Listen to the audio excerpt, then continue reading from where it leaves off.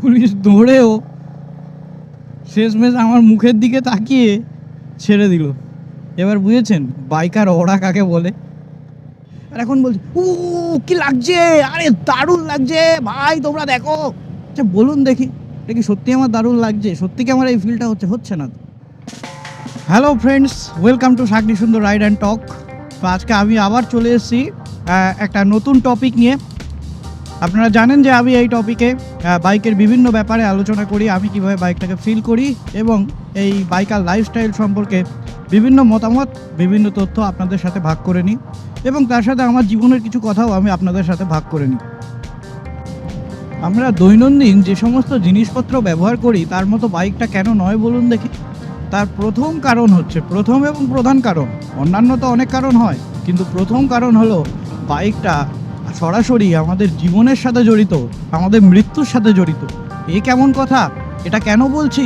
তার কারণ দেখুন, এই যে রাস্তায় যখন আমরা চলি, যে কোনো সময় মৃত্যু আমাদের আসতে পারে, যে কোনো সময় মৃত্যু আমার চোখের সামনে থেকেও চলে যেতে পারে, এবং সেটা নির্ভর করছে আমার বাইক চালানোর উপর এবং বাইকটা কিভাবে চলছে তার উপর।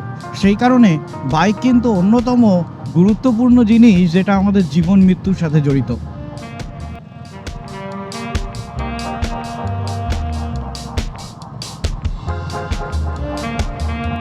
আপনার সামনে দিয়ে হুশ করে একটা দামি বাইক বেরিয়ে গেল, কিন্তু বাইকটাকে দেখে আপনার খুব ভালো লাগলো, আপনি বারবার তাকাচ্ছেন বাইকের দিকে।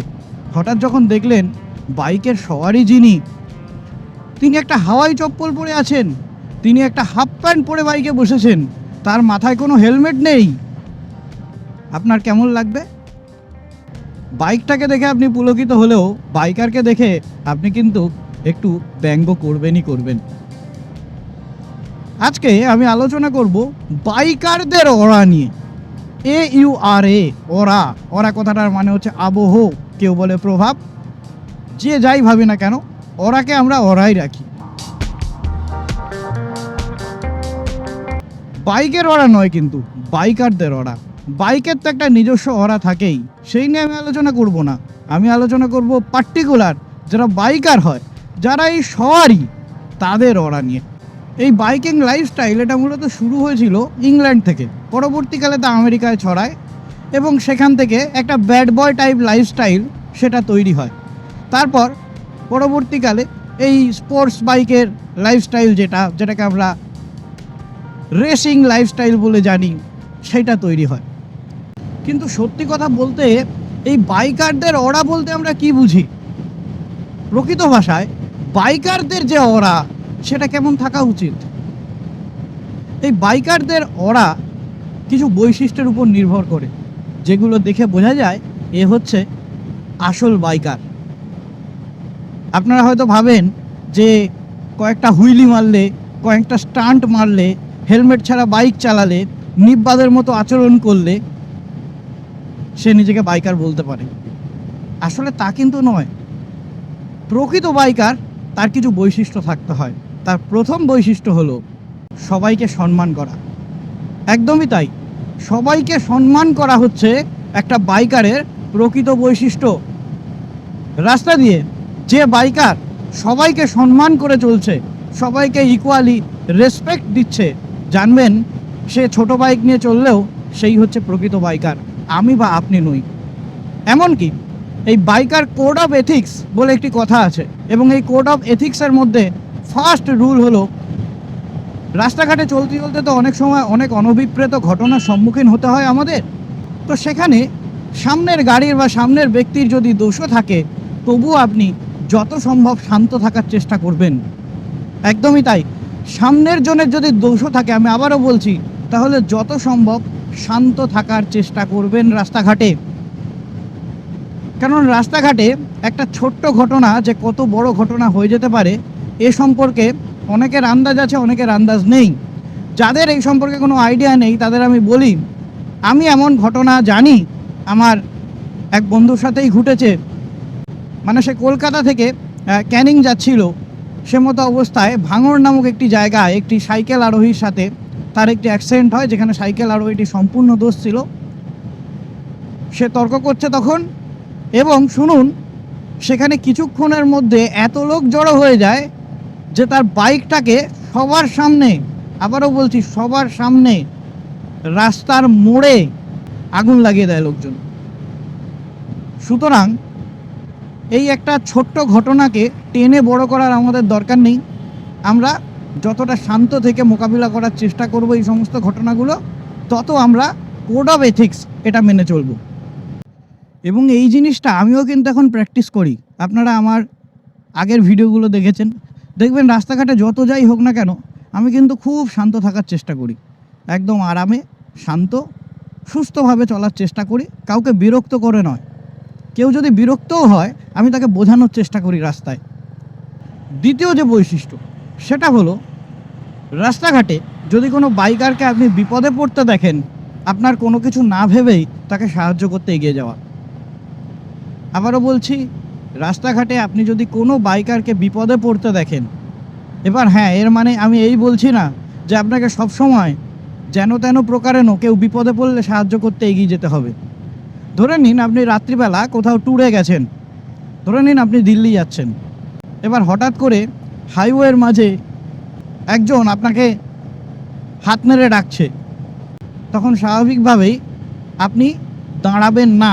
তার কারণ প্রচুর ঘটনা ঘটে যেখানে এরকমভাবে হাইওয়ের মাঝে যদি আমরা দাঁড়িয়ে পড়ি হঠাৎ করে অচেনা কোনো লোকের কথায়, তাহলে আমরা ছিনতাইবাজের সম্মুখীন হতে পারি। কিন্তু ধরে নিন এই যে এটা হচ্ছে আমার প্রতিদিনকার রাস্তা, এই প্রতিদিনকার রাস্তায় যদি কোনো বাইকার এই দিনমানে বিপদে পড়ে বা রাত্রিবেলাতেও যদি পড়ে, যেহেতু এটা আমার পাড়ার রাস্তা, যেহেতু এটা আমার চেনা রাস্তা, আমার নিজের জায়গার রাস্তা, আমার পরিচিত আছে এই রাস্তায় সমস্ত কিছু, আমি কিন্তু তাকে সাহায্য করব। অর্থাৎ আপনার যখন ক্যাপাবিলিটি থাকবে, আপনার যখন সুযোগ থাকবে সাহায্য করার, তখন অবশ্যই আরেকটি বাইকারকে সাহায্য করাই হলো একটি বাইকারের দ্বিতীয় কোড অফ এথিক্স। এবং তৃতীয় যেটা, সেটাও আরও গুরুত্বপূর্ণ, সেটা হচ্ছে রোড এথিক্স মেনে চলা।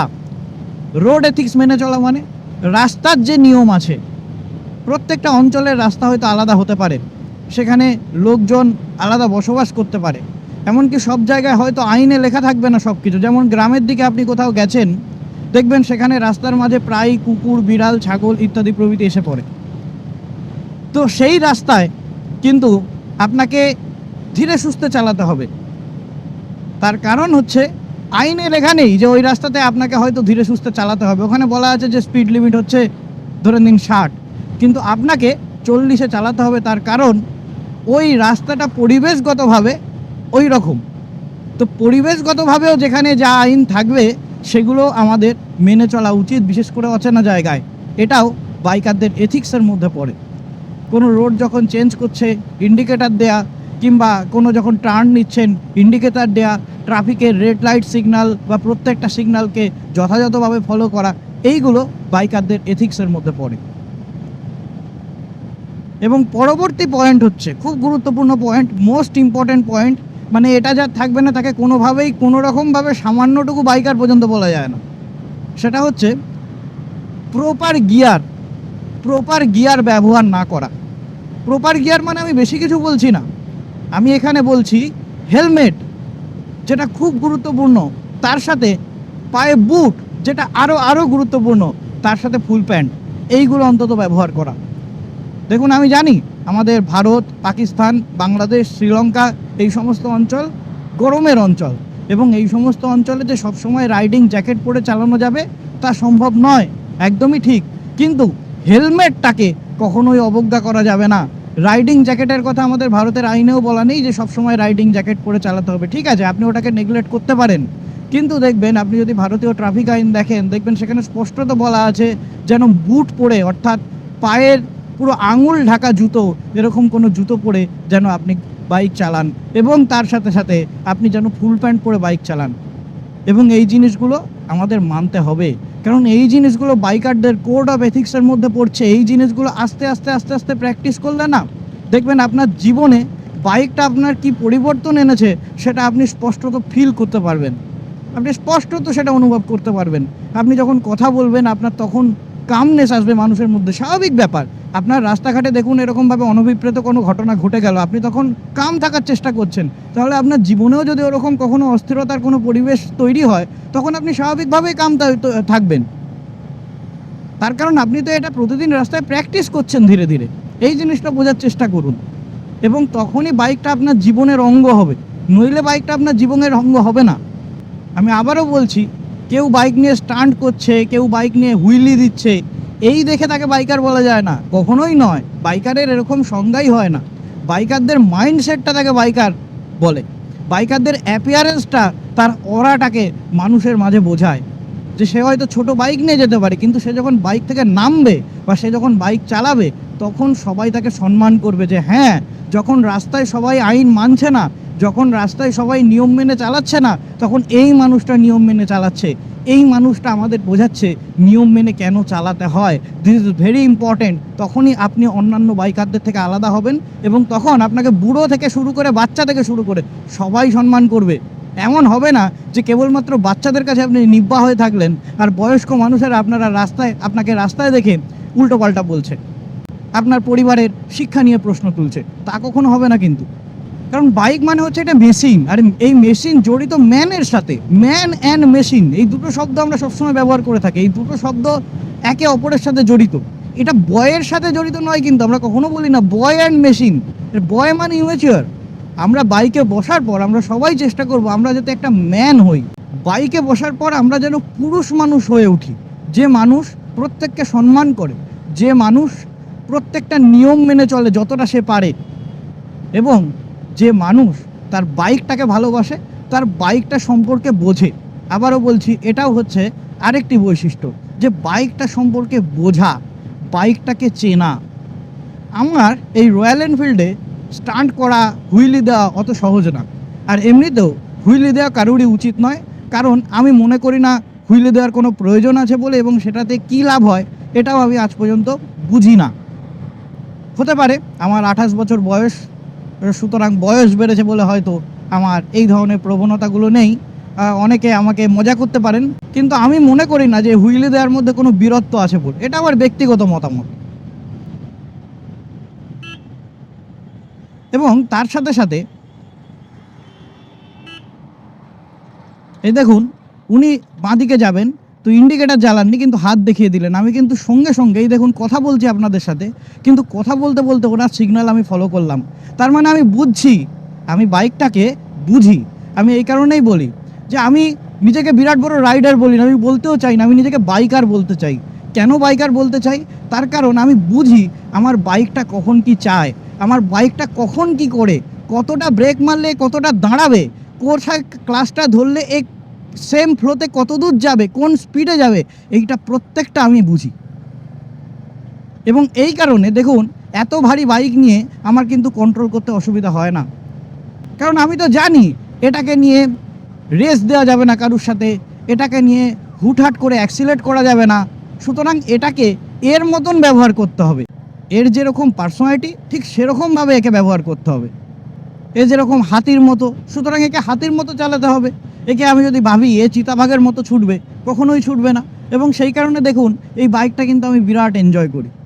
এবং আপনারা আমার ভিডিওগুলো খেয়াল করবেন, আমি তো তাও কথা বলা বাদে অন্য জায়গাগুলো কেটে দিই, সেখানেও দেখবেন এই বাইকের দিকে কিন্তু সবাই তাকায়। আমি কিন্তু জোরে চালাই না, কিন্তু তবু অনেকে তাকায়। দেখুন এই সামনের বাচ্চাটাই তাকাচ্ছিল। তার কারণ ওই যে বললাম, এই যে ওরা বাইকারের ওরা, আমি বলছি না যে আমার মধ্যে মারাত্মক ওরা আছে, আমি একদমই বলছি না। আমি বলছি আপনার বাইকটাকে আপনি যত বুঝে চলবেন, বাইক তত আপনার কথায় সাড়া দেবে, এবং আপনার পারিপার্শ্বিক মানুষেরা তত এনজয় করবে আপনার চালানোটাকে। এবং সর্বশেষ পয়েন্ট, সেটা হলো ইগোইস্টিক না হওয়া।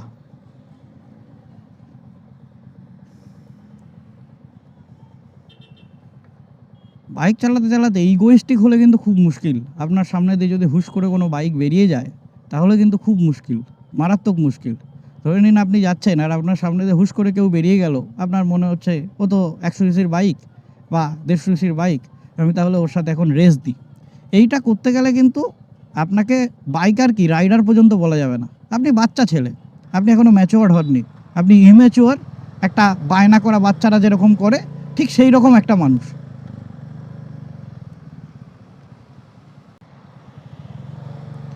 আমার এই তো 10-12টা ভিডিও প্রায় আমি দিয়ে দিয়েছি, কখনো আমাকে দেখেছেন ইগোইস্টিক হয়ে কারুর আগে চালাতে? দেখুন সবাই আমার আগে বেরিয়ে যায়, আমি কিন্তু আমার মতো করে চলি, আমার মতো করে নিজের মতো করে চলি, বাইকটাকে বুঝে চলি।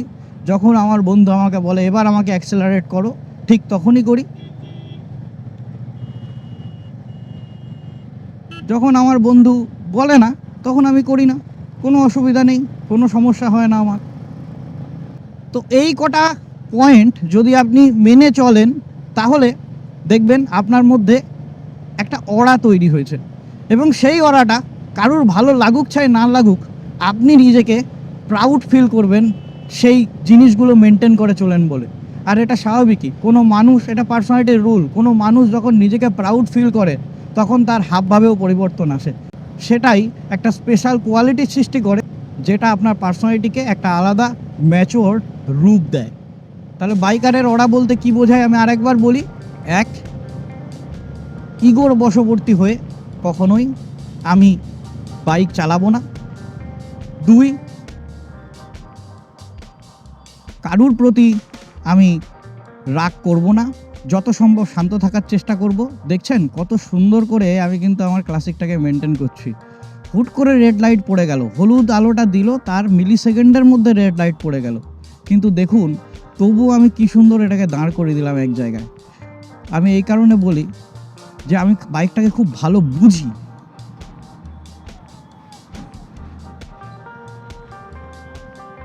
আমি এটাকে খুব ভালো বুঝি, খুব ভালো বুঝি। আমার এত ভালো লাগে যে মাত্র 2 মাস হলো আমার কাছে এসছে, কিন্তু এত সুন্দর আমি বুঝি।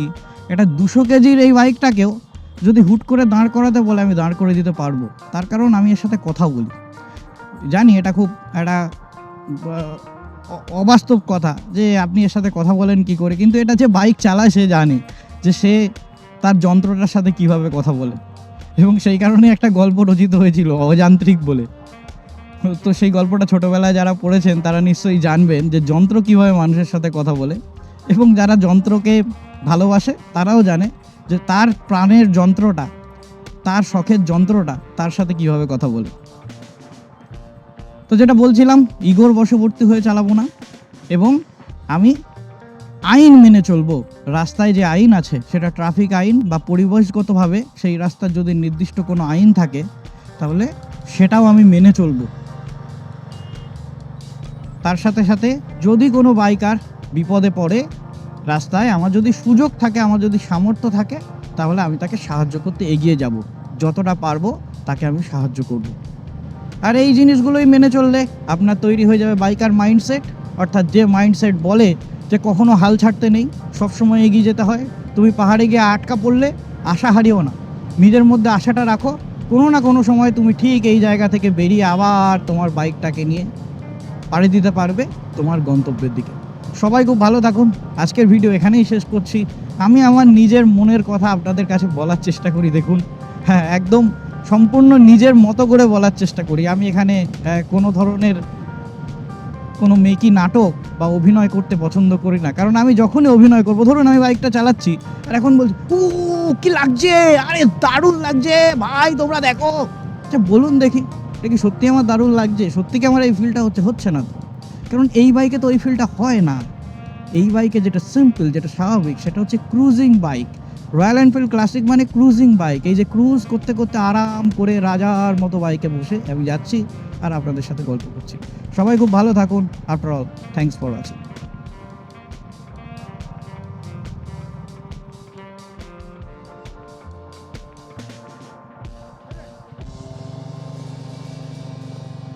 পুলিশ দৌড়েও শেষমেশ আমার মুখের দিকে তাকিয়ে ছেড়ে দিল। এবার বুঝেছেন বাইকার ওরা কাকে বলে?